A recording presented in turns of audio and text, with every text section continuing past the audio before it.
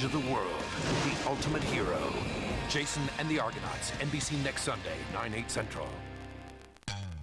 Hey, coming up this week on The Tonight Show, Jay welcomes scheduled guests Drew Carey, Amy Brenneman, Russell Crowe, Ethan Hawke, John Travolta, Hallie Eisenberg, plus the music of Trisha Yearwood, Reba McEntire, and Moby.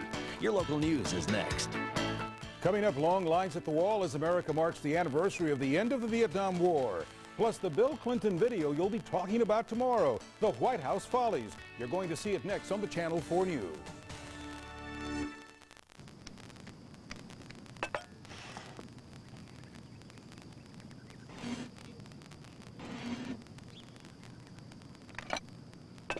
Tablecloths, and everything else to enjoy the season at IKEA's Bring Forward event.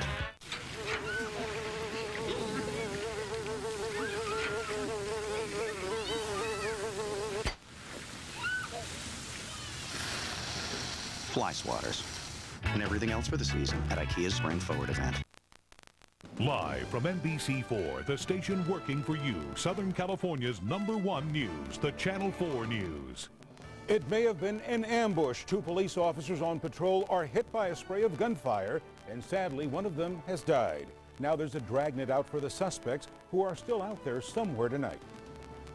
It's 11 o'clock, and I'm David Cruz. Our top story, 2 officers shot, and one of them dies. Our Ted Chen is live right now in Long Beach with the very latest on the investigation. Ted? David, Long Beach police are staying tight-lipped tonight, but they are working into the night, trying to close in on the 2 attackers, or the 1 attacker, we don't know how many attackers at this point, who attacked these Long Beach gang officers. And it's clear tonight that the officers here are taking the first killing of a Long Beach officer in 25 years personally. Tonight's shattered glass still marks the point of attack, and 2 Long Beach patrol units on the 1900 block of Lime Avenue reflect the shattered piece. This is the safest block over here. Safest block on the safest block. We have neighborhood watching everything. For much of the day, police searched for whoever opened fire on 2 Long Beach police officers in their unmarked car late last night, claiming the life of 33-year-old Daryl Black, a 6-year veteran of the department whose family lives in Grand Rapids, Michigan. I don't understand why these people did it. I don't know if we'll ever understand. He was a 6.5 year veteran. Very good officer, very polite officer. He was a professional. All right, if you have any information on this killing, you're asked to call this number, area code 877-636-3300. Police say they have questioned several people, but no one is in custody. Reporting live from Long Beach, Ted Chen, Channel 4 News. David, back to you. Ted, thank you very much. And tonight, we've just received good news involving the search for a little girl who's been missing since early yesterday. 10-year-old Brittany Dominguez left her home to go to the library Saturday morning. She often went to the library, but always returned home. So when she didn't show up, her parents became worried. Well, police just called us a few minutes ago to say that she has been found. Brittany appears to be safe and sound. Today marks 25 years since the fall of Saigon, an event which marked the end of the Vietnam War. Veterans and others waited hours in line to walk by the Vietnam Veterans Memorial in Washington, D.C. today. Many left flowers, others touched and traced the names of loved ones. Still others walked the wall in uniform, bearing flags. More than 58,000 Americans were killed in that war. As you may recall, the Vietnam War polarized this country in the early 70s. Conflict overseas leading to conflict at home. Undoubtedly, its most tragic episode occurring at the Ohio College, Kent State, where National Guardsmen opened fire on students. Well, tonight, Patrick Healy brings us back to that tumultuous time through the eyes of a man who was there when the shooting started. Patrick? David, the images are seared indelibly into our collective memory. This Thursday marking 30 years since Kent State, Dean Kaler is one who was there who cannot go a single day without facing its consequences. And what I remember most about laying there was looking up and seeing the faces of the students who were gathered there around him, and the look of fright and terror. 30 years later, a wheelchair brings Dean Kaler back to Kent State, to the place where he fell for the bullet he took severed his spine. The consequences are in front of me, but I look at it as an educational tool. And so Kaler volunteers to take us back 30 years, urging us to remember the crisis of the time, the anger over the Vietnam War and its expansion into Cambodia. Demonstrations became destructive even in America's heartland. Ohio's governor sent in the National Guard to Kent State, where student protesters had burned down the ROTC building. Hardly a radical, Kaler had come from a year working in a steel mill. He had a buddy in the National Guard, but he did not anticipate what would happen when students ignored orders to disperse. Me, personally, I was thinking, what does this have to do with the invasion of Cambodia? Protesters taunted the guardsmen. When the tear gas came, protesters threw back the canisters, some throwing rocks as well. From the official follow-up investigation, we later learned many of the guardsmen were young and inexperienced and weary from fewer than 3 hours sleep. And then it happened. And I'm saying to myself, oh my God, they're shooting at me.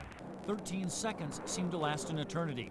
When it was over, 61 rounds had been fired and 13 students were down, 4 of them dead or dying. Kaler tried to get up but could not move his legs. I couldn't walk anymore. It was as he lay on the ground waiting for help that he became mesmerized by the expressions on the faces staring into his. Unbelieving of what they've just witnessed.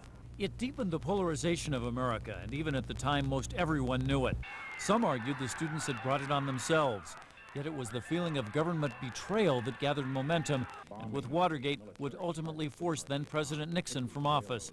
The repercussions influencing our public discourse and view of government to this day. You know, we should remember Kent State. How can we not? Kaler was able to finish his degree. To this day, he teaches government and history, and despite his personal trauma, he avows no regrets so long as America remembers the lessons. David? Patrick, thank you very much. Now, actors in television and radio commercials are set to go on strike tomorrow morning.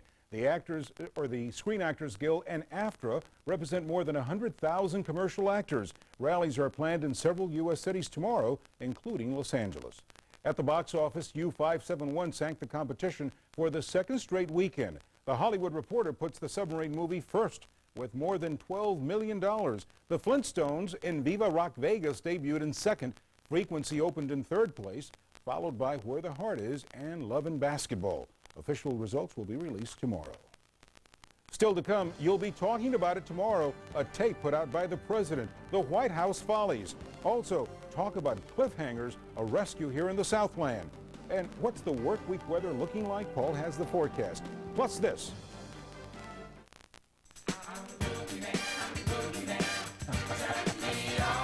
Fred will show you who's getting down in a special tribute to the 70s. Stay with us.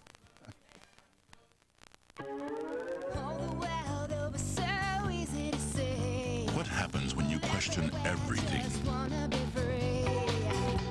3 great wireless companies can become one even better wireless company.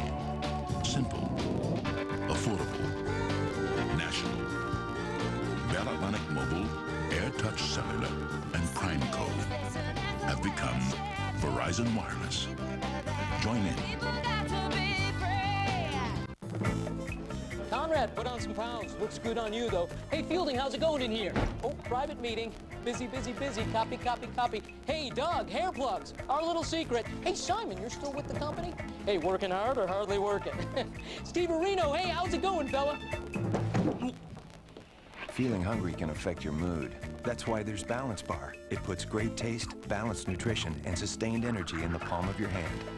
Hey, Laura, nice shoes. Never be out of balance. Come on, come on, come on, come on, now touch me, baby. More rock and roll classics with less talk. That's the difference. We're Arrow 93.